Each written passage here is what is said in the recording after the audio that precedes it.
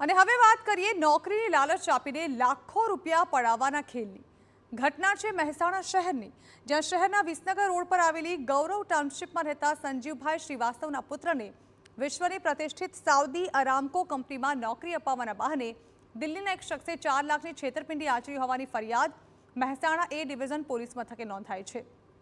ઠગબાજે બોન્ડના બહાને ટુકડે ટુકડે રૂપિયા માંગવાનું શરૂ કર્યું.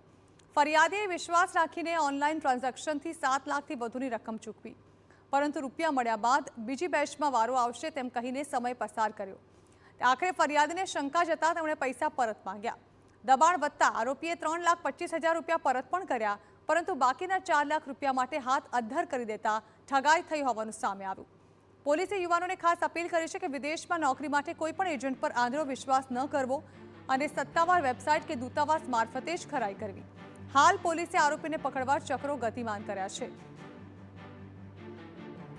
એમણે એવું જણાવેલ મારા મામાને દીકરાના કે ભાઈ તમારે કોઈ નોકરી કરવી હોય તો હું સાઉદી અરામકો નામની કંપનીમાં જોબ કરું છું અને હેડ ઓફ ધ ડિપાર્ટમેન્ટ છું અને આખા ઇન્ડિયાનું સંચાલન કરું છું. તો અમે હા પાડી. મારા દીકરાએ કીધું મામા આ તો બહુ સારી વર્લ્ડની કંપની છે, તેમાં કોણ નોકરી ના કરે, હું કરવા માટે તૈયાર છું.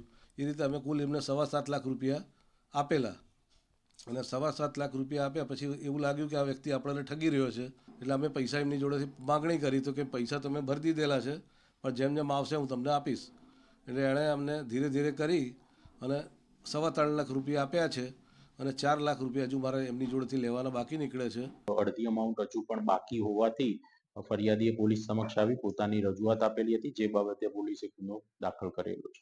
કોઈ એજન્ટની જાળની અંદર કોઈ ફસાય નહીં અને ખાસ કરીને એજન્ટ મારફતે જવાનું ટાળવું જોઈએ.